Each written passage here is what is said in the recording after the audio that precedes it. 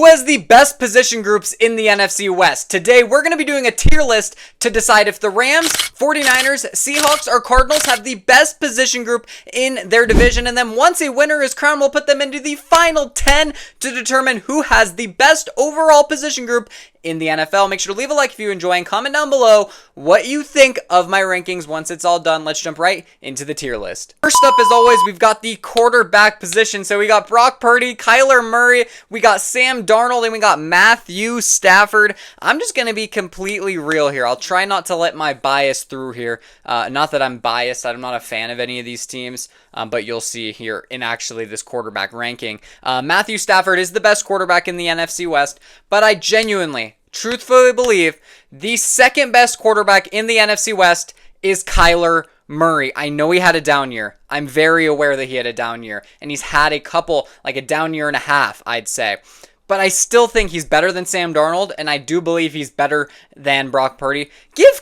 Last time we saw Kyler Murray with the same type of supporting cast that Brock Purdy had, they went to the playoffs, and he was MVP caliber Kyler Murray. Give Kyler Murray more help, which he has this season. So I expect him to show up, show out this season. But I do believe Kyler Murray is the second best quarterback in the NFC West. Then I'd say Brock Purdy is third, and Sam Darnold is fourth. Not to say any of these quarterbacks are bad. These are all serviceable quarterbacks. Matthew Stafford, of course, is top 10. The rest of them are still, these quarterbacks can play in an NFC championship any day of the week. Next up, we've got the running back position. Who has the best running back in the NFC West? Well, the Rams have Kyren Williams. That's pretty good. Cardinals have James Conner, also very good. Seahawks have Kenneth Walker and Zach Charbonnet. That's also very good. But at the end of the day, the San Francisco 49ers have Christian McCaffrey, and I would take Christian McCaffrey and Isaac Orendo and Jordan James over any of the other running back rooms in the NFC West. But I do believe the Seattle Seahawks have the second best running back room with Kenneth Walker and Zach Charbonnet. What a lethal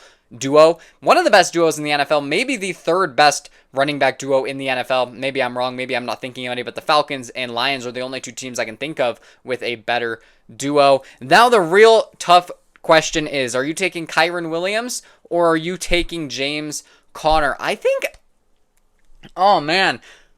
like I'm slightly leaning James Conner for some reason. I don't know. I think that James Conner is just a more efficient runner.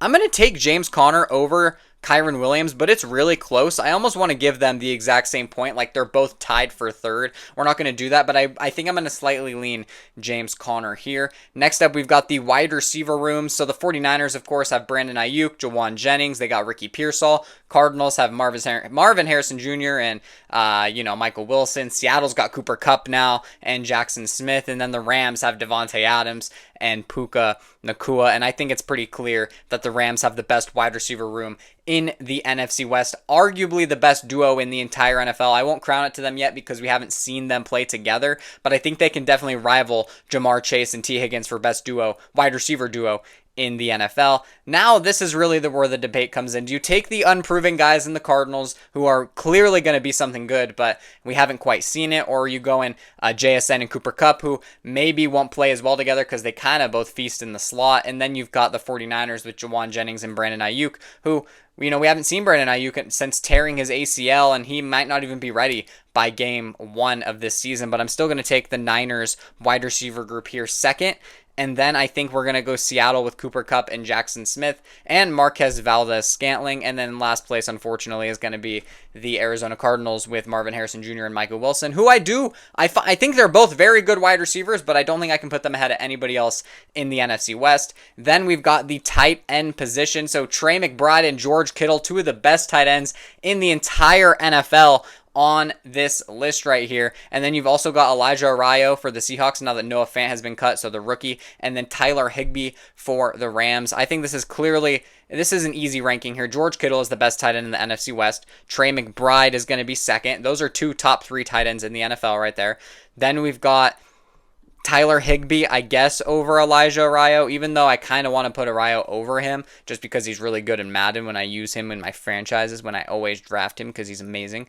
But I'll give the credit to Tyler Higbee, who's still a serviceable tight end. Next we've got the offensive line. Okay, Look, outside of Trent Williams, the 49ers offensive line is kind of a circus. Then you got the Seahawks O-line, also kind of a circus, but they improved it heavily this season. I'll give them credit. Cardinals, heavily underrated offensive line, and I kind of feel the same way about the Rams. Let's just go ahead and take a look. So the Seahawks got Charles Cross, Gray Zabel, Anthony Bradford, and Abraham Lucas, all solid guys. I don't know how to pronounce this guy's name. And then you've got the Cardinals with Paris Johnson, Evan Brown, Isaiah Adams, Jonah Williams, like solid O-line there. The 49ers, Trent Williams, Jake Brendel, Dominic Pooney, like they got some guys on there as well. And then the Rams, they got Kevin Dotson, Rob Havenstein, Steve Avila. I'm thinking that we go Rams first here for offensive line, and then I'm going to say Cardinals second. I kind of want to put Seattle first, though. I'm not going to lie. I kind of really like that Seahawks O-line. But we haven't seen it quite. I'm going to go Seahawks O-line first. I don't know how to grade the offensive lines. I'm not going to lie. Like, this is tough. This is tough. I think that this is good. Someone will have to check me in the comments if this is valid or not, but I want to go the Seahawks new O-line. I know it's a bunch of young players, but I think they're going to be great. Rams O-line is solid, Cardinals O-line solid, and 49ers maybe have the best offensive linemen, but they don't have the best O-line by any stretch here. Next up, we've got the secondaries for them. So just off the top of our head, look, the Niners have lost Charvarius Ward. They lost Ufanga, two very important pieces to their secondary. They're not as good anymore. The Cardinals, though, with Will Johnson and Budda Baker, and they also have another guy on the outside that I'm forgetting to mention here. Who do they have? They have Will Johnson, they got Garrett Williams, they got Starling Thomas, Jalen Thompson. I guess I'm thinking of Garrett Williams, who's pretty good. I thought that they had another cornerback, though. It's an underrated secondary for sure. The defense plays better than they sound. The 49ers defense is just decimated, but Lenore is really, really good, and Jair Brown is also solid. And then you've got the Rams secondary with Akilla Witherspoon. We got Cameron Kitchens, Cameron Curl, Darius Williams is good. Kobe Durant is there. We got Quentin Lake. Like, that's just, all these secondaries are just kind of young and underrated. And then you've got Seattle with Devon Witherspoon, Julian Love, Kobe Bryant, Reek Woolen. Oh, man, yeah, and Shaquille Griffin is back there now. I think that for this one, you got to go Seattle with the best secondary. Devon Witherspoon, excellent cornerback. Tariq Woolen, solid. Julian Love, a super underrated safety. I'm going to give that to them. And then I kind of want to go Cardinals, maybe Rams here. I'm going to go Cardinals. I really like Will Johnson. I think Budda Baker is solid as well. And then it's between the 49ers and the Rams. And let's just take another look at them really quick. So the 49ers, Lenore is really good and Brown is really good. And then for the Rams, they're going to have Witherspoon, who's solid, Cameron Curl solid, Darius Williams is solid. I'm going to slightly lean Rams here over the San Francisco 49ers. Maybe I'm crazy, but that's just what I'm thinking. Then next up, we've got the front sevens here. So these are going to be our linebackers and defensive linemen. Let's see what we got now. As far as Seattle, they got Jerron Reed. They have Byron Murphy, Leonard Williams, DeMarcus Lawrence signed there in the offseason. I forgot about that. Ernest Jones and Boye Mafe. What a solid front seven. And then the Cardinals have Josh Sweat, Walter Nolan, Dalvin Tomlinson, Justin Jones, Mac Wilson, Akeem Davis, and Baron Browning. A solid front seven. Also with Xavier Collins. Calais Campbell is in there as well. BJ Ojolari is there. They have some guys on that defensive line that's not bad. Walter Nolan and Josh Sweat are going to be great. Then you got the 49ers with Mikael Williams, who's going to be good. Nick Bosa, D. Winters, Fred Warner. Like, they still have guys on guys on guys. And then you got the Rams with Byron Young and Jared Verse and Kobe Turner and Poona Ford and Braden Fisk. Like, they have a great front seven as well. I think this is a very, very tough ranking here. Do I take Nick Bosa and Fred Warner just over everybody else? Like, who would I rather have another front seven? I think I maybe would lean Rams. I'm going to go Rams front seven first.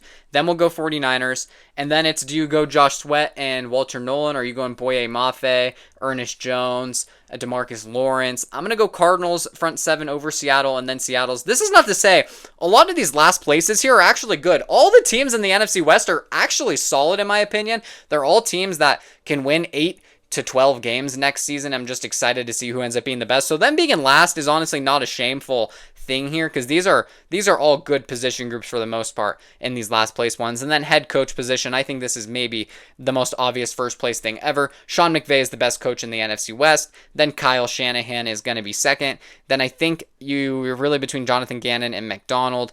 I'm going to go Jonathan Gannon, and then we're going to go Seattle's head coach in last place. So this is my final ranking. I'm going to do some math now, and then I'll let you know who won this NFC West ranking. Colts are in, and this is the closest division ranking we've had so far. The winner of this division ranking is the lowest amount of points we've had for any division ranking, and they'd actually be a wild card team right now if it ended right now, and it wasn't based on division, it was just based on overall points. However, in last place, it's going to be the Seattle Seahawks with 17. Then you've got the Cardinals with 18 points. Niners come in second place with 21, and the Rams do win the division, which honestly makes sense. It adds up. I think most people say the Rams are the best, Niners second, Cardinals third, and Seahawks fourth. And with the Seahawks and Cardinals being very close, I think that that's a great ranking, and ranking by position group is clearly a pretty good way to indicate how you look at these teams going into next season. Make sure to like the video if you enjoy, and until next time, y'all, peace out.